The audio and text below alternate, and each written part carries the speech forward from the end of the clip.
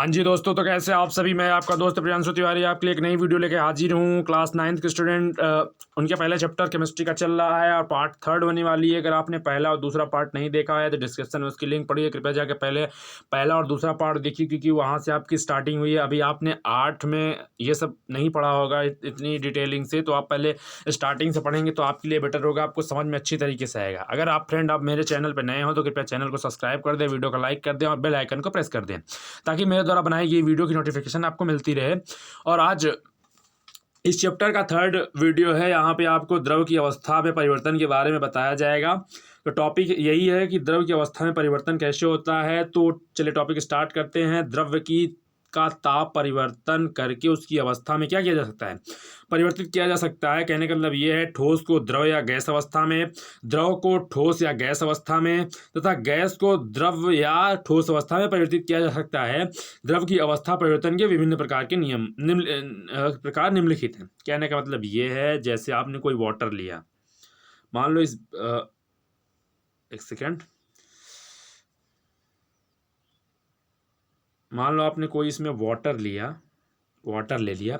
अगर इसका टेम्परेचर आप बढ़ाओगे तो यह लिक्विड फॉर्म में था तो यह गैस फॉर्म में चेंज होगा, क्योंकि टेम्परेचर आप बढ़ाओगे तो गैस फॉर्म में चेंज होगा और टेम्परेचर घटाओगे तो सॉलिड फॉर्म में चेंज होगा। तो ये तो द्रव हो गया कि ठोस और गैस में परिवर्तित होगा, क्योंकि टेम्परेचर बढ़ाने पे गैस में, टेम्परेचर घटाने पे द्रव अवस्था में। उसी तरीके से कोई गैस ले लो आप, इसका आप अगर टेम्परेचर लगातार घटाते हो तो पहले यह द्रव ठोस गैस से द्रव में परिवर्तित होगी, फिर द्रव से ठोस में परिवर्तित हो जाएगी। उसी प्रकार जब आप ठोस का लोगे, ऐसे कोई ठोस ले लो, उस पर आप टेम्परेचर लगाओगे तो टेम्परेचर पहले लिक्विड फॉर्म में चेंज होगा, फिर किस में चेंज हो जाएगा, फिर गैस फॉर्म में चेंज होगा। इसका एक सीक्वल बनता है, आपको बना के दिखाते हैं, आप उसको समझे रहेंगे तो आपको वीडियो बहुत अच्छी समझ में आएगी। मान लो यहाँ पे ये ठोस, द्रव और गैस, ये 3 फॉर्में होती हैं आपकी द्रव्य की अवस्था की, ठीक है ना। आपने पहली वीडियो देखी होगी तो आपको समझ में आएगा बेटर।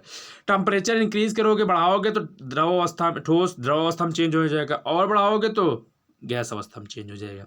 उसी तरीके से जब टेम्परेचर घटाओगे तो गैस क्या होगी, पहले द्रव अवस्था में आएगी, और घटाओगे तो द्रव किसमें हो जाएगा, ठोस अवस्था में बदल जाएगा। तो ये प्रतिक्रिया लगातार चलती रहती है, ठोस द्रव गैस, गैस द्रव ठोस, ठोस द्रव गैस, गैस द्रव ठोस। ऐसे टेम्परेचर आपका डिपेंडेंट होता है। जो द्रव की अवस्थाएं होती हैं वो टेम्परेचर पर डिपेंडेंट होती है, ठीक है। उसका पहला क्या है, मेल्टिंग पॉइंट यानी गलन क्या होता है। तो गलन क्या होता है, किसी ठोस को आप गर्म करने पर उसका ताप बढ़ता है। मैंने अभी बताया ना, किसी ठोस को आप जब गर्म करोगे तो वह द्रव अवस्था में चेंज होता है। तो जब किसी ठोस को आप गर्म करोगे तो उसका ताप बढ़ता है।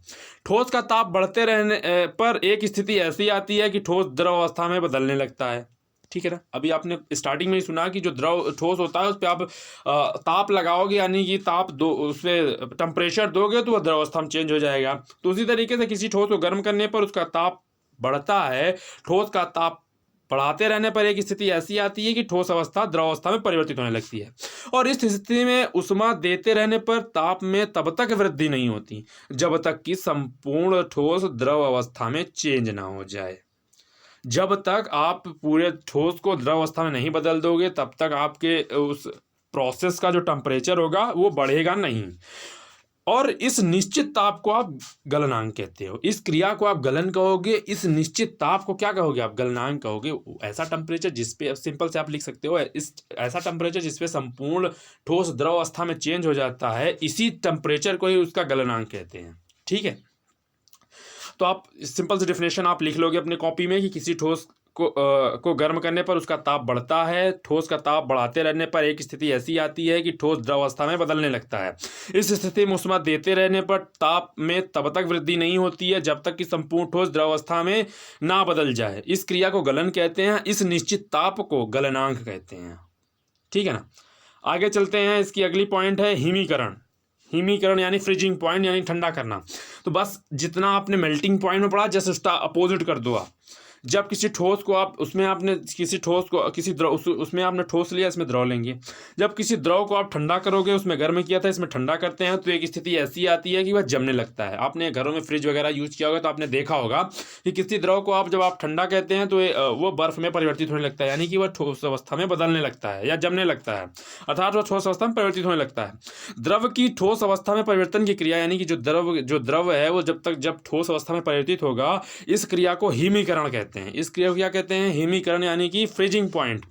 यह क्रिया गलन क्रिया के विपरीत होती है। कहने का मतलब ये है, गलन क्रिया में आप जितना टेम्परेचर बढ़ाते रहते हो, हिमीकरण यानी फ्रीजिंग पॉइंट में यानी मेल्टिंग में जितना टेम्परेचर इंक्रीज होगा उतना ही फ्रीजिंग पॉइंट में डिक्रीज होगा। मेल्टिंग पॉइंट टेम्परेचर विपरीत होती है। जिस ताप पर, यानी कि जितने टेम्परेचर पे द्रव का ठोस अवस्था में परिवर्तन होता है, जितने टेम्परेचर आप देने पर आपका जो द्रव है वो ठोस अवस्था में परिवर्तित हो जाएगा, उसे हिमांक कहते हैं। उसे क्या कहेंगे? हिमांक कहते हैं। हिमांक गलनांक के बराबर होता है। बस उसके टेम्परेचर में क्या होता है? फर्क होता है। एक का टेम्परेचर बढ़ता है, एक का टेम्परेचर क्या होता है? घटता है। ये हुए आपके गलनांक और यानी कि हिमीकरण। अब अगली टॉपिक है वाष्पीकरण। क्या होता है?